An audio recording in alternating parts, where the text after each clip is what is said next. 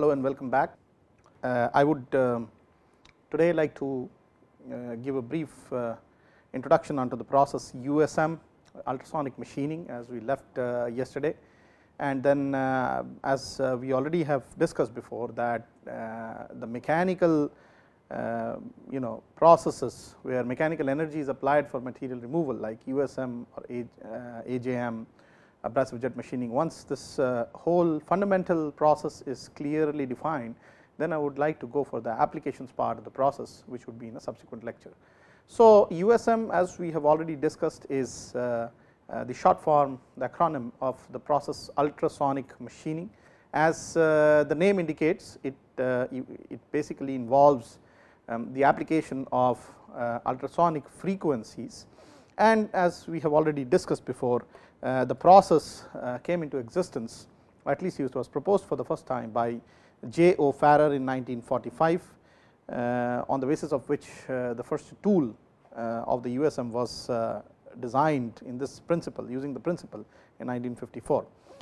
So we have already seen that USM is applied mostly to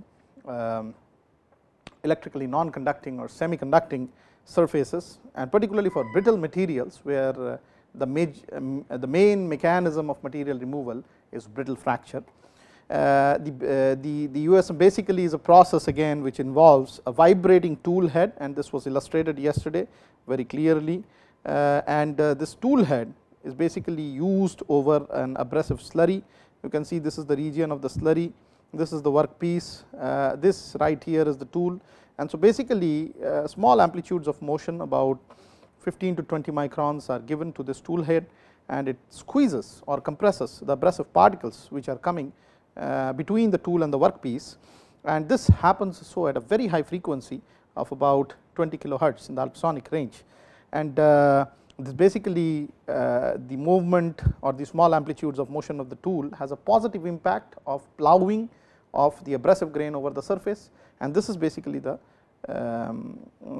principal mechanism of material removal in a USM process. So we will try to explore different models for estimating how material removal rate can be characterized or how it can be organized, and the first model which comes into mind when talking about particularly the material removal rate is what we also know as the M.C. Shaw's theory or M.C. Shaw's model of USM. So this right here of material removal in the USM process, and the principal reasons for material removal are kind of illustrated here into these four categories.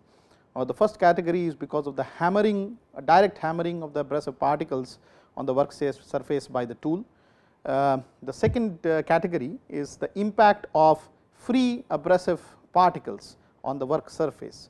So what we mean by free abrasive grains here is that when basically the slurry comes between the tool and the workpiece, there is a gap between the tool and the workpiece which is almost always existing, and also because we are giving small amplitude of motion to the tool, the position of the tool changes from very close onto the surface to farther away from the surface, and there is always a possibility of grains of small grain dia, say about close to 15 microns or 20 microns, to fly between the tool surface and the workpiece surface, because there is, in one instance at least, when the tool is farthest in its farthest position away from the workpiece, there is a lot of gap between where more than one abrasive particles can come, it can strike or impact the tool surface, and it can actually come back and impinge the workpiece surface because of the impact of the tool surface or from the tool surface. And so that mechanism also we need to consider, or that aspect also we need to consider while considering the material removal rate estimation.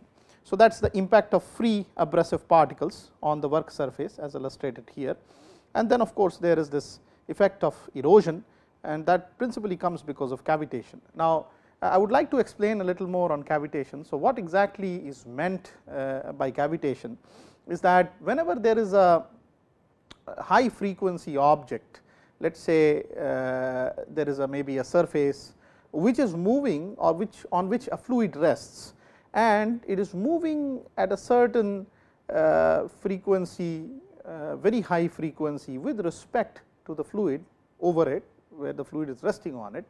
So, what typically would happen is that the fluid, because of a very large inertial component, may not be able to move with that high a frequency, and there is always going to be air gaps, or gaps where air can be sort of pulled in, or some degassing can happen of the solution also, or the material which is over this surface, and there are some cavities which are formulated because of the relative difference of motion between the high inertial fluid and the high frequency surface. So, these cavities are basically nothing but either low pressure zones which is pulling in air, where air can be outgassed from the liquid, or in case there is an option of air to outgas sideways, this air can come in and it can do this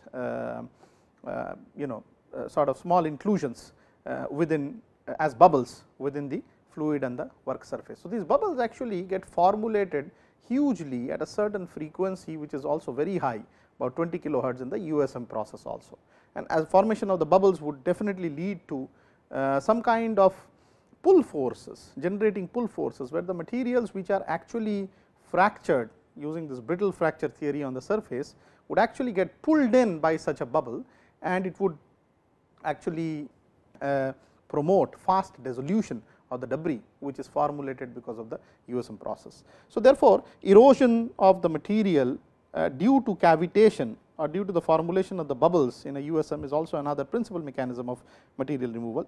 And then finally, there is chemical action associated with the fluid used, assuming if there is some kind of a softening of the material or some kind of a change in the material property by the fluid that is being used as a slurry for carrying the abrasive, there is always a chemical action reaction which is involved on the surface, which would actually loosen the material a little more, and that can help in the material removal process. So, these are the principally 4 mechanisms: hammering, direct hammering of the abrasive particles, impact of free abrasive particles, erosion due to cavitation, and chemical action associated with the fluid that is used. So, we would like to now illustrate a little bit on the numerically available predictions or theories or models which are associated with the USM process. And while talking about the estimation of material removal rate in a USM, the most widely used theory was proposed by M.C. Shaw and what is known as the Shaw model, and we will try to discuss the whole material removal rate on the basis of the theory proposed by the Shaw's model. So, let us see some of the assumptions which were made by the Shaw's model, as here illustrated here in the next slide. So, in this model, the direct impact of the tool on the grains in contact with the workpiece is taken into consideration, and as we will see later on when we do the numerical estimation of the MRR, the free impact or the impact of free grains would actually not be substantially contributive of the material removal rate, and whatever would be principally contributive would be the direct hammering action, as we will see just a little bit later. So, also some of the assumptions made are the following in the Shaw's model. Number 1, the rate of work material removal is proportional to the volume of the work material per impact, okay, which makes sense that whatever material gets removed by one set of grains coming in contact with the surface because of the direct hammering action would be the work material per impact, and this somehow would determine the overall work material removal rate. At least this should be proportional to the work material removal rate, because the other factor that it will depend on is the operating frequency of the such ploughing action removing the work material. The rate of work material removal also is assumed to be proportional to the number of particles making impact per cycle. If supposing there is one abrasive grain and then subsequently in another case 5 abrasive grains, so the material removal is assumed to be 5 times the previous case, for obvious reasons that at one impact or one cycle 5 grains are doing the ploughing action as opposed to 1 grain which was done earlier. And also the rate of work material removal is proportional to the frequency, as I already illustrated before, of the vibrating tool head, which is the number of cycles per unit time, and all these impacts are kind of identical, and we assume that there is no non-idealized situation. So, the situation that we are assuming is that there is a tool which actually comes close to the surface, and there are certain grains which are trapped between the tool and the workpiece, and when the tool moves apart, there is always cavitation or erosion of the material which has been brittle fractured, and the next set of abrasive grain comes when the tool again approaches. So, this is the idealized condition of operation of the USM. Okay. So, all impacts are assumed this way to be identical in the Shaw's model, and also one more important factor is that all abrasive grains are assumed to be identical and spherical in shape. Okay. So, these are the 5 assumptions that the Shaw's model makes, and if you really go for a predictive estimation of the MRR or the material removal rate of an USM process, this actually comes out to be of the form Q proportional to V Z nu, where V is the volume of the work material removed per impact, okay, and we will calculate this, what this volume is in terms of indentation.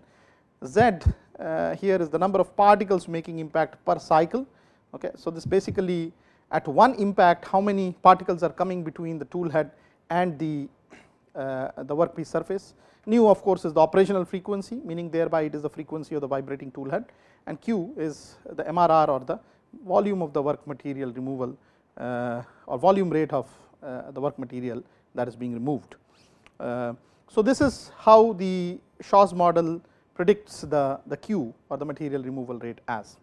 Now, let us actually look into the various terms here like the V, the Z, the nu, and try to derive at least an order of magnitude equation for different terms concerned in the USM process, like for example, maybe the grain diameter or the diameter of the impact, so on and so forth, and try to arrive at this MRR to give us an estimate of at least the order of magnitude of the various parameters which are involved in the USM process for doing the MRR. So, let us look at a little bit further by assuming that in a USM process, now this is the workpiece, okay, and there is an abrasive grain which is hitting the workpiece, it is coming down as if it is ploughing the workpiece, okay, and we assume that there are 2 different diameters in question. One is small d, okay, as you can see here the small d is nothing but the diameter of the grain, okay. So, it is the abrasive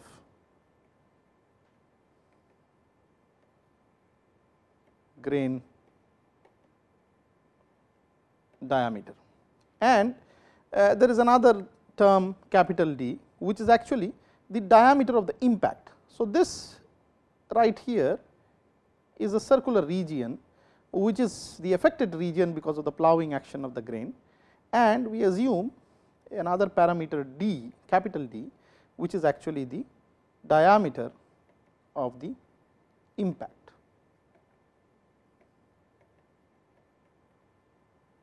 Or in other words, it is the diameter of the crater which is formulated because of the ploughing of this abrasive grain on this workpiece surface. We assume here by the Shaw's theory that this grain here is a complete or a perfect spherical shaped structure. Okay. So, we assume the grain to be a perfect sphere. Now, if we really find out the D to be, or if we define the D to be the diameter of indentation. So, if the D is the diameter of the indentation caused by such an impact,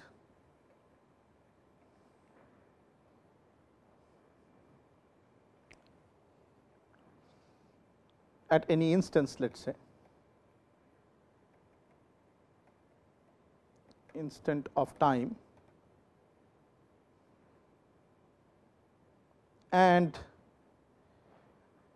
this small h here, as you can see, is the depth of penetration of the grain. Okay. So, and at that particular instance of time, h is the corresponding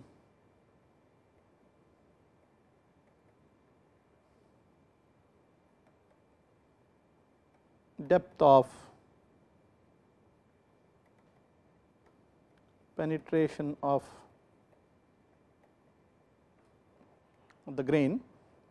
So, we have a geometrical relationship between all this, the capital D, the small d and the h, right, and it can be written down as capital D by 2 square is actually equal to small d by 2 square minus small d by 2 minus h square. Just by using Pythagoras theorem, you know that this height here is small d by 2 minus h. Okay. This is capital D by 2, this size here is capital D by 2, and so therefore, this is a right angle triangle, and we are just simply applying Pythagoras theorem here. So, it becomes d by 2 square minus d by 2 minus h whole square. So, calculating it further, square of the d can be represented as 4 dh minus 4h square. Typically, we do assume in USM process that the grain penetration depth h is very, very small in comparison to the diameter of the grain d. Okay. So, grain diameters can be something like typically about 20 to 25 microns, and in a USM process typically this h could vary between anywhere between 1 and 5 microns. So, it is quite small in comparison to d, and so therefore, this equation can actually be approximated as 4 dh. We can neglect the h square term, square is negligible, and therefore, a relationship exists between the impact dia d and the grain dia, as d is approximately equal to twice root of small d times of h, where small d is the grain dia, h is the penetration depth of the grain in question. So, if we assume that the volume of the material dislodged is sort of proportional to the cube of the d. So, as you know that this actually is a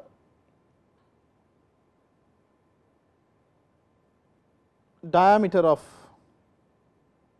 penetration of the grain, right, and if we assume that this grain is sort of hemispherical, or the penetration is actually it is sort of hemispherical, then we can safely say that the penetration diameter d, the cube of the penetration diameter is estimating the volume of material removal. Even otherwise, if supposing h is too small and we cannot equalize capital D to small d, the grain diameter, in that case also, if the capital D signifies the impact diameter or the diameter where the grain has penetrated, at least the cube of this dimension should be able to estimate in some proportion, should be able to estimate the overall volume of the material that has been work material that has been fractured because of this impact.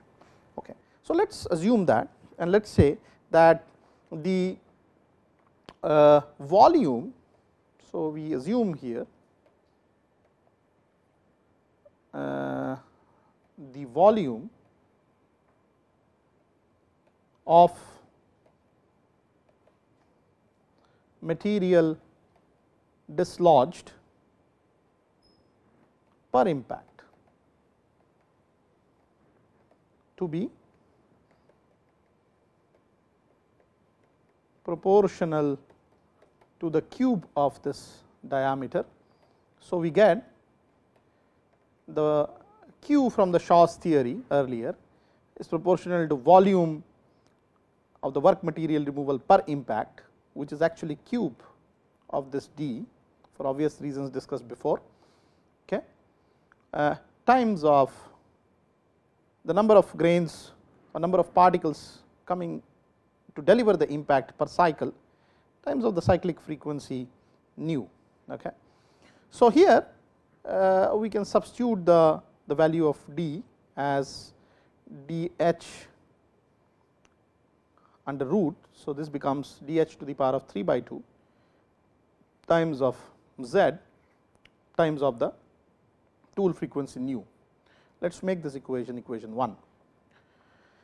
Now, let us also understand the impact of the force on such a grain diameter, because typically the grain diameter or the grain is being pushed using a certain force by the tool. So, for bringing home a good model, you should be able to somehow correlate the force per unit area coming on the impacted area of the workpiece to be equal to the flow stress of the work material.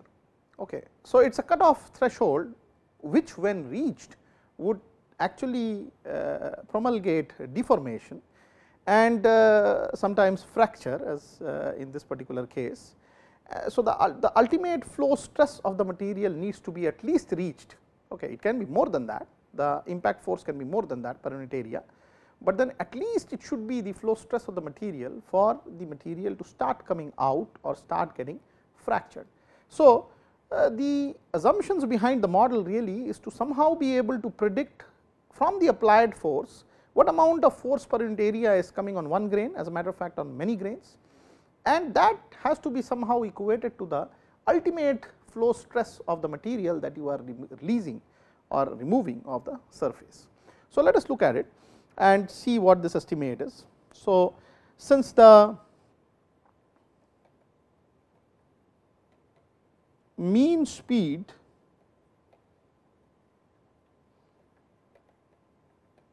of the tool is low,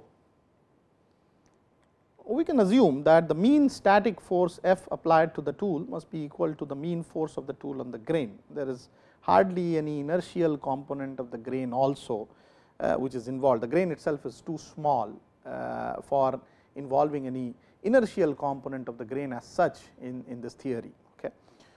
So, therefore, we say that since the mean speed of the tool is low, the mean static force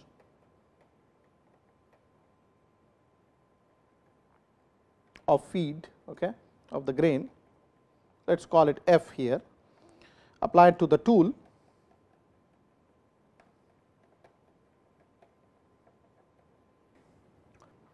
must be equal to the mean force of the tool on the grains.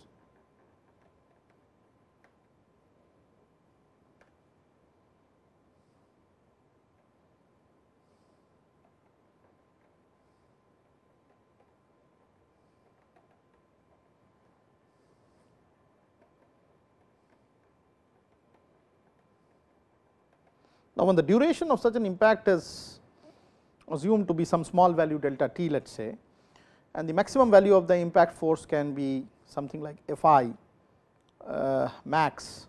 Okay. The nature of variation of F with time can be plotted and seen, and the behavior can be estimated as how the force would vary from the stage that the grain is coming in contact with the tool to the stage that the grain is getting plowed because of continuous hammering of the tool, to the stage when the material gets dislodged and the grain becomes a free grain to move along with the slurry. So, this whole event or sequence of events can be recorded as a force applied by a reaction force applied by the grain on the tool in just the opposite or the reverse to the action that is happening on the workpiece, and plot that F, the force on the tool with respect to time. Okay. So, let us say that the duration of the impact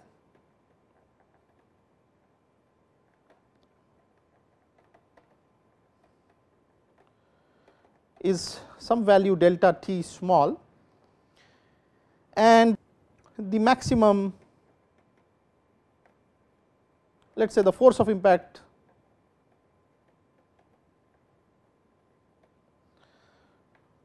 is represented by the term Fi, okay, and the maximum force of impact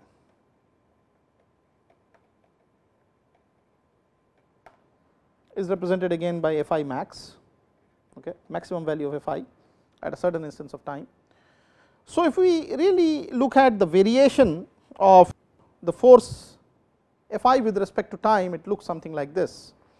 So, as you can see here, these are several stages in the plot where the whole grain is being hammered and crushed between the tool and the workpiece surface. You start with time t equal to 0 here, for example. Okay. So, this is a case when the grain, the abrasive grain is free, there is no direct contact of the tool of the grain, and let us say that is where the tool has started to oscillate. Okay. So, this is the start of oscillation of the tool.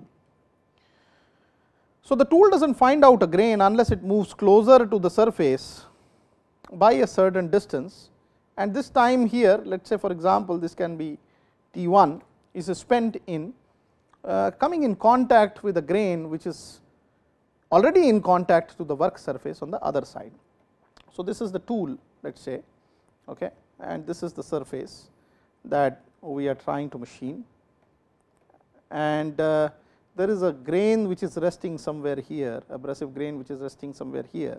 So, the time T1 is really spent by the tool in covering this distance here, okay, from the initial position of the tool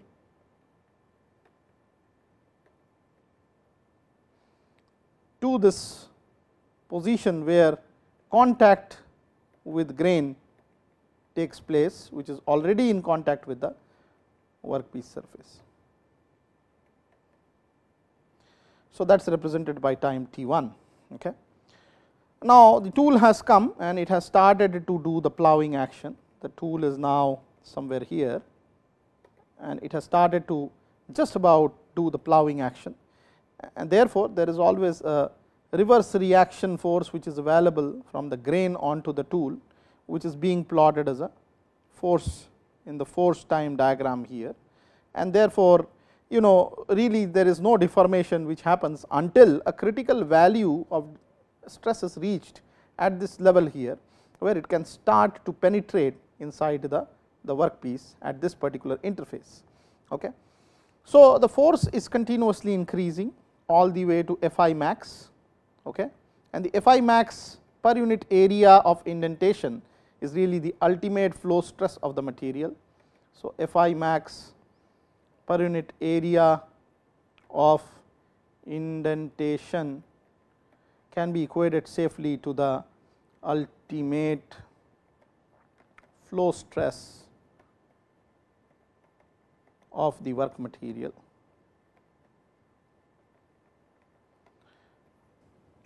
So, that is about the time, let us say time T2, okay, which is spent in reaching from direct contact, which starts here, start of contact, all the way to Fi max, okay, corresponding to this point here, which is the force needed for causing the material to flow. And then of course, once the material has started flowing and the grain starts going inside, the force on the grain comes down, okay, it comes down, and the tool really after this point does not face much force because the material is in the flow state. Okay. So, the force comes down and then after a while the tool leaves contact. So, the force is 0. Okay. So, it comes down here and somewhere the tool leaves contact, and from here to here. So, that happens let us say after time T3, okay, and after T3 is passed, then the tool leaves contact. So, the tool leaves contact from this point and goes back to its original position or the mean position, because it is a oscillating tool. Okay. So, this is the whole time cycle for the tool and the force versus time plot. Now, if we assume this characteristics, because typically impacts are over very short durations, the delta t, that is the time needed for the whole impact and flow process, which is also equal to T2 plus T3, as in this case you can see, is very, very small. So, delta t is very small. Okay. And it is obvious to assume that in this kind of a situation, if the delta t were large or the delta t is very small, slowly the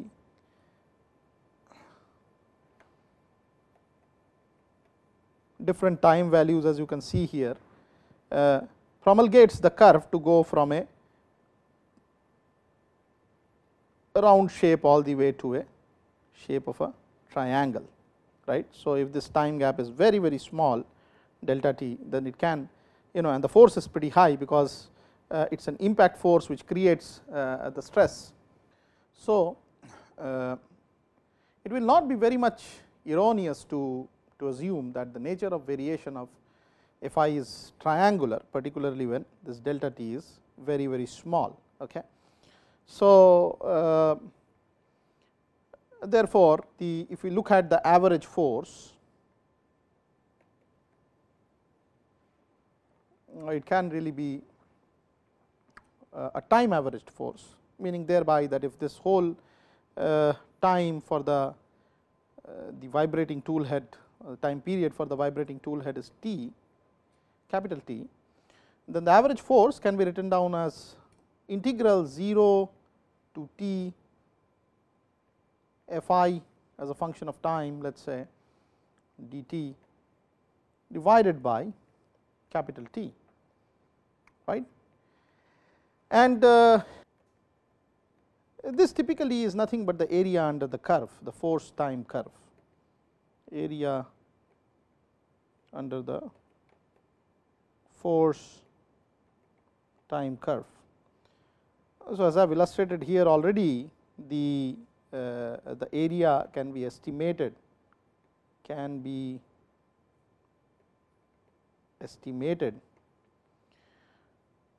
particularly for short time periods,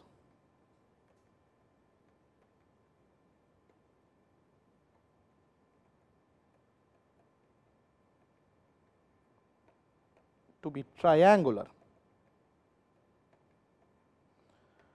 Therefore, the total force here can be approximated by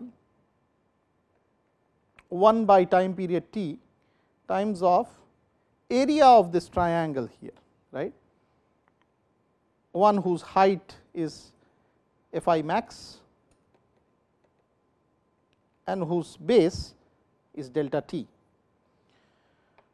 So, half base altitude is the total area of a triangle. So, we write half Fi max times of delta t, and this can be given a subscript F average. So, we see here that the average force really is actually equal to half of Fi max delta t by time t.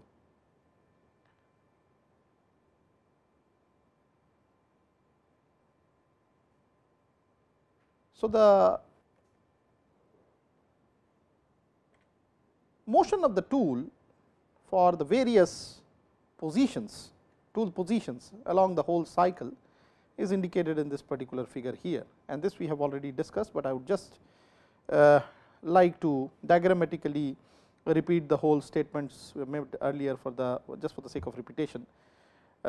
This is the tool here, the work piece, and there is an abrasive grain in between, and the tool goes between positions C, which is the topmost position, the other extremity of the tool farther away from the surface, and nearer to the work piece, the position which is also the bottom position, that is B. Now, the mean position of the tool is illustrated by the point O here. So, typically the force really starts to get executed from the point A, goes all the way up to B, and then after the tool releases the contact, it is 0 force and the tool comes back, and that is how the plot of the force and time had been arrived at in the last slide.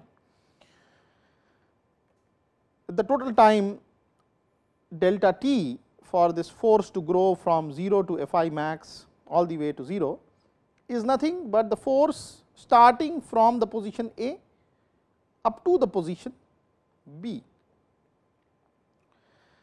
Also, it is important to assume that if the total time period of the tool for this whole oscillation, where it goes from O to B, back to O, to C and back to O. So, there are in total 4 times needed for translation between O and B, B and O, O and C, and O and C and O. Or in other words, for one of these, if the total time period of oscillation were t, the total time needed for only one of these motions or one sector of these motions is t by 4.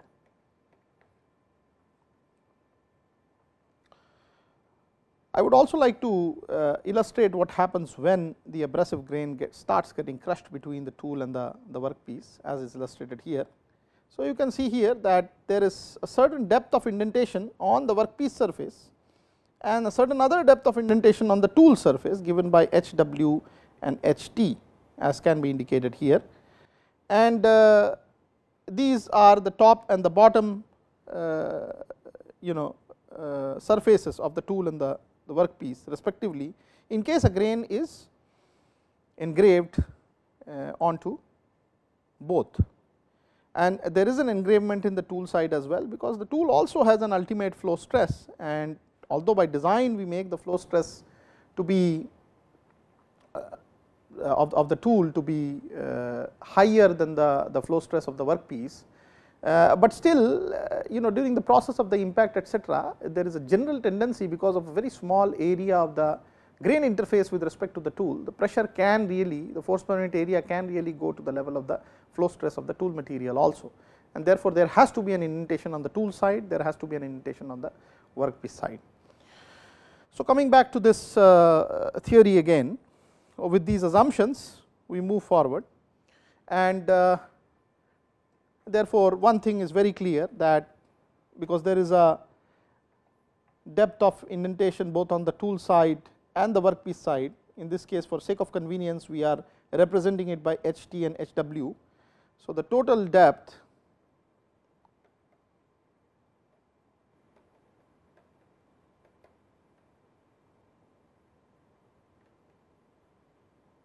of indentation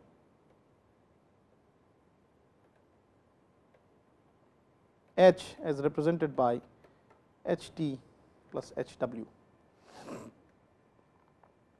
where obviously HW is the workpiece indentation and HT is the tool indentation on the tool side. Supposing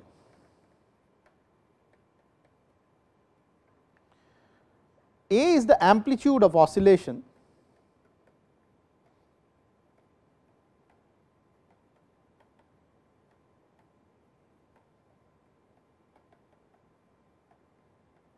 actually predict the motion, the velocity of the tool by just looking at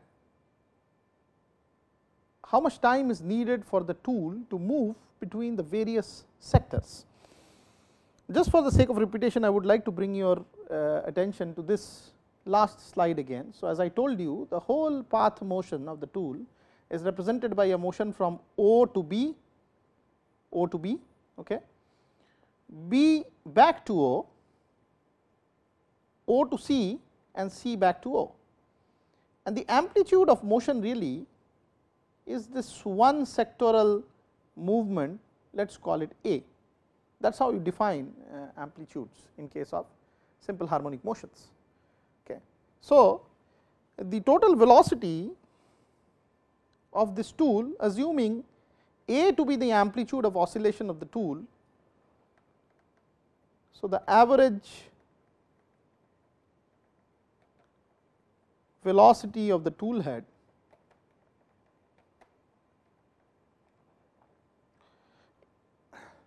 is basically the amplitude A by the time period in 1 quarter cycle. Okay, that is how the definition of amplitude comes into picture. So, it is 4 times of amplitude of the tool divided by the total time period of motion of the oscillating tool head.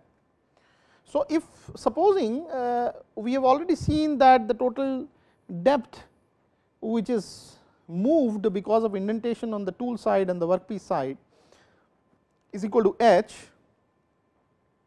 how much total time will be needed to cover that particular depth h. So, it should be equal to the depth h divided by the velocity of the tool head, and the velocity has already been estimated as 4a divided by t, and therefore, the total time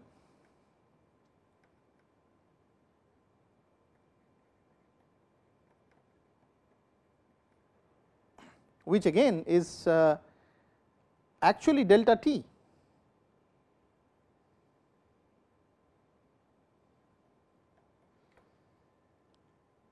that is needed to move a distance h which was actually equal to h t plus h w, the total indentation should be nothing but h divided by the velocity of the tool. Velocity has already been calculated as 4a by t. So, it is h divided by 4a by time period t. So, the average force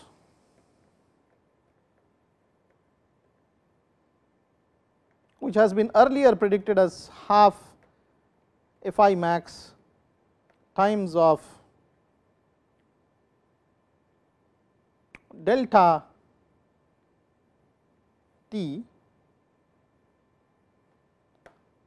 which is same as this delta t, right, the amount of time needed for the total indentation to proceed divided by t, can be actually now represented as half Fi max times of 1 by t times of the value of this delta t, which is h divided by 4a times of capital T. And this h again, as you know, is nothing but the indentation on the tool side and the indentation on the workpiece side. So, here we are able to generate an expression for this maximum force on the tool head, which is actually equal to 4 times amplitude of motion of the tool times of 2 here. Okay. So, it is basically, which is basically 8 times f average times of the amplitude of motion A divided by h w plus h t.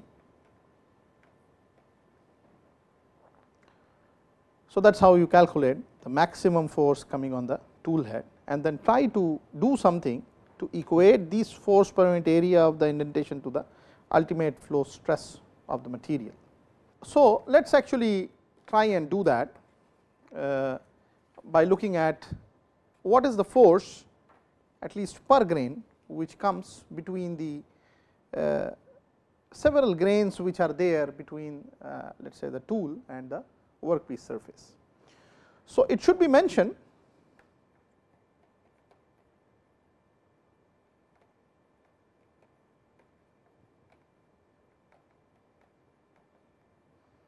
that during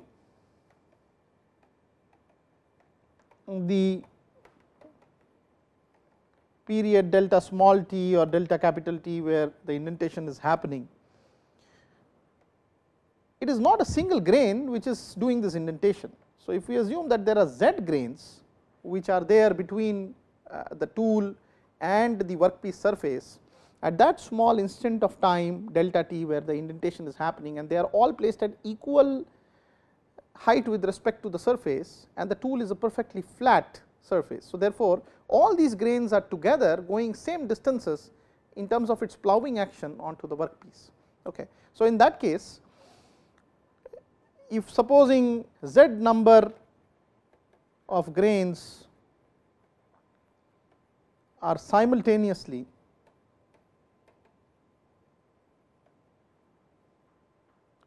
in contact, so force per grain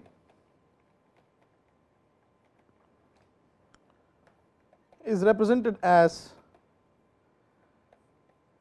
Fi max by z for obvious reasons.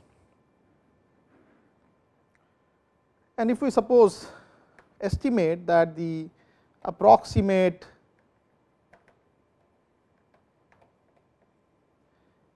area of contact of the work surface per grain is pi by 4 capital D square. Remember, D was actually the indentation diameter.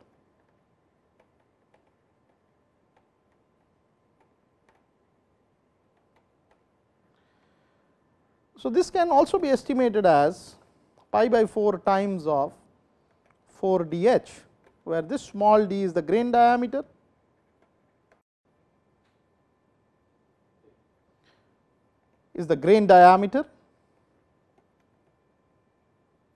and this h here is the indentation of the workpiece surface. Mind you, this h is really not equal to h t plus h w, because while considering the geometry of the penetration of the grain onto the workpiece, only the indentation on the workpiece side was being considered and not the grain. Okay. So, this h in the equation for the relationship between the indentation diameter, the grain diameter, and the traverse h, there the h actually is the depth of indentation on the workpiece surface. So, h w. Okay. So, that is how we can relate all this, and then we can mention this to be equal to pi d h w. Simultaneously, the maximum stress imparted by the grain on the workpiece surface is given by the total force per grain which is available per unit area, which is pi d h w from the previous slide. So, this stress should be actually equal to the flow stress of the material sigma w. Okay. So, this is the flow stress of the material for the fracture to happen, the brittle fracture to happen, or for the material to get deformed and the crater would thus start to formulate in that situation. So, therefore, the sigma w here is represented by the earlier equation as 8 times of force average times of amplitude A divided by pi z d h w times of h w plus h t from the previous equations. So, we are just simply substituting the value of f I max in this particular equation for sigma w. So, it is quite reasonable to assume that the depth of penetration is inversely proportional to the flow stress of the material, as long as the load and the indenting sphere's diameter remain the same. And we can always say that if h be the indentation depth,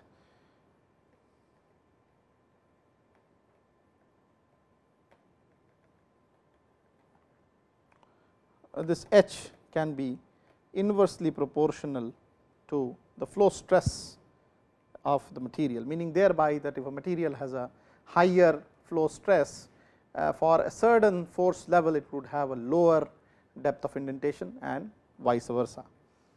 So, if sigma t and sigma w are the flow stresses of the tool and the work surface,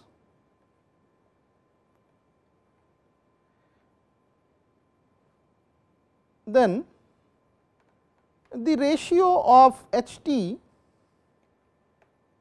that is depth of indentation of the tool on the tool side, and Hw, that is the depth of indentation on the workpiece side, can be represented